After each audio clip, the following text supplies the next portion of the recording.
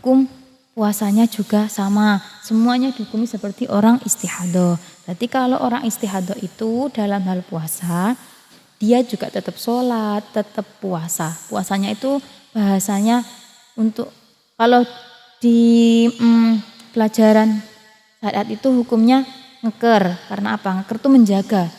Ibaratnya ikhtiat, kamu menjaga tetap berpuasa. Tidak, ya tetap seperti orang umumnya berpuasa, tidak makan, tidak minum, juga menjaga hawa nafsu sama. Tapi ketika nanti darah ini telah berhenti atau kamu telah sehat kembali, stabil kembali, darah sudah tidak keluar lagi, kamu wajib mengkodonya. Karena hukum yang terjadi pada kamu itu dikiaskan sama seperti orang istihadah dalam hal apapun.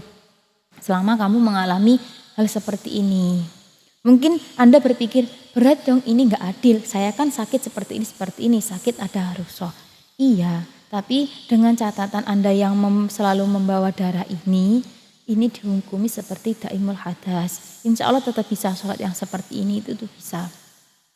Kan sudah ada keringanan dengan cara itu. Sholatnya seperti orang istihadah, meskipun nanti kamu telah masuk dalam waktu sholat, sudah takbiratul ihram, darah kamu tetap keluar. Ini tak masalah, yang penting kamu sudah masuk dalam sholat.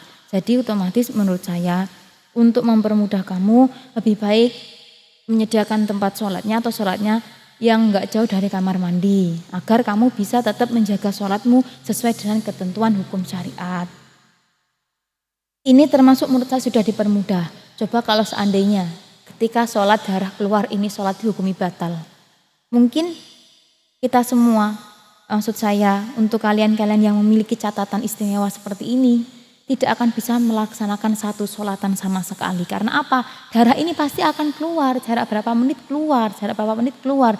Mungkin ketika kamu masih melakukan satu rakaat, ini darah sudah keluar. Otomatis kamu tak akan pernah bisa melakukan satu sholatan. Jadi menurut saya ini sudah menjadi keringanan yang sangat-sangat banyak sekali. Dengan adanya bahwa kalau kita sudah masuk dalam waktu sholat, lingkup sholat, sudah takbir, darah keluar, ini tidak masalah. Sholat sudah dianggap sah selama itu kamu sudah di dalam sholat. Itu tak apa. Meskipun ketika kamu baru takbiratul ihram membaca Al-Fatihah ini belum tuntas, darahmu sudah keluar, ini tak masalah. Sepemahaman saya seperti itu. Jadi untuk yang memiliki sakit seperti ini bukan hanya untuk orang yang memiliki catatan medis ya, yang mengeluarkan darah di rahim. Kan yang ditanyakan oleh kakak ini yang kemarin, dia mengeluarkan darah memang dari rahim.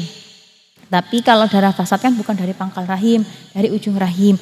Cuma dia punya catatan medis tertentu. Mungkin entah sakitnya di bagian rahim atau seperti apa. Ketika seperti ini darah yang keluar meskipun lewat jalan yang sama seperti head, ini dianggap darah fasad kalau memang ketika itu sakit yang dia alami itu kambuh. Terus hukum ini juga berlaku lagi untuk orang yang mengalami sakit ambeien yang parah.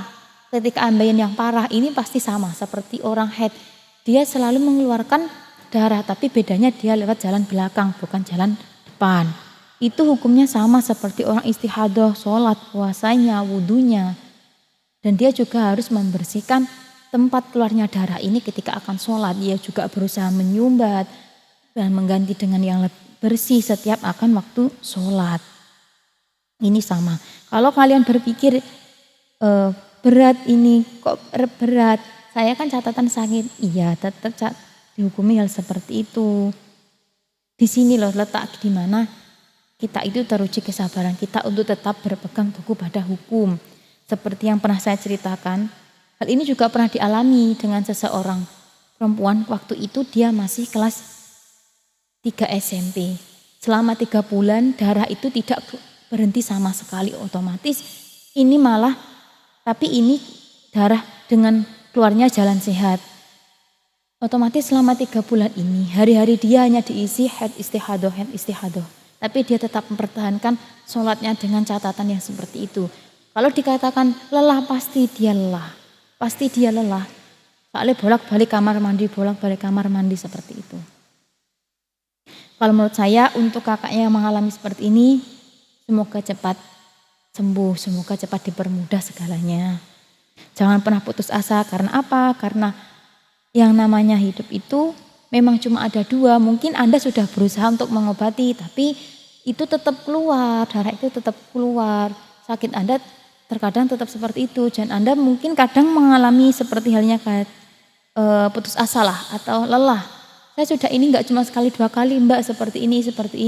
Iya, saya paham seperti ini, seperti ininya Anda itu mungkin enggak sekali dua kali karena Anda memiliki catatan khusus. Tapi menurut saya hendaknya lebih baik Anda tetap menjaga sholat, puasa dan yang lainnya menuruti hukum syariat.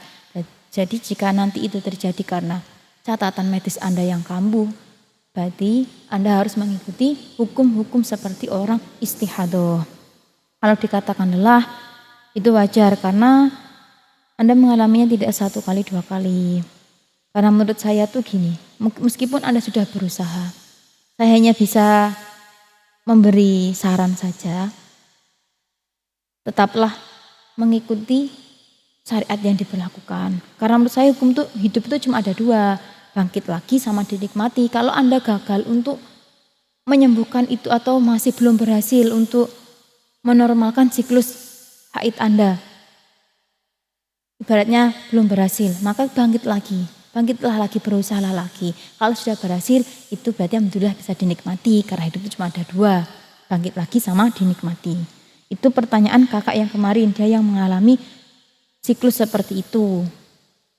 Untuk yang selanjutnya, yang kemarin juga ada yang dipertanyakan tentang balik yang saya terangkan hari ini, yang saya bahas hari ini. Dia mengalami keterlambatan fisik atau keterlambatan pertumbuhan fisik bagi anak yang balik atau pubertas. Biasanya ini juga memang dialami oleh anak perempuan atau juga laki-laki juga bisa. Tapi yang sering terjadi pada anak perempuan di mana dia akan mengalami menstruasi itu mundur dari waktunya, atau ada juga yang sejak dini sudah mengalami mundur dari waktunya. Ini maksud saya, di mana biasanya pada umumnya anak perempuan itu sudah mengalami haid atau menstruasi di umur 9 tahun hingga 10 atau 11, mungkin paling lambat juga ada yang 14. Tapi emang ada yang hingga umur 16 dia belum mengalami, itu memang ada. Di situ dia bertanya, apakah dia sudah bisa dikatakan untuk melaksanakan kewajiban-kewajibannya orang balik? Sudah. Karena apa? Dari 3 tanda ini, yang pertama tandanya orang balik yaitu ketika sudah sempurnanya umur 15 tahun bagi anak laki-laki atau perempuan.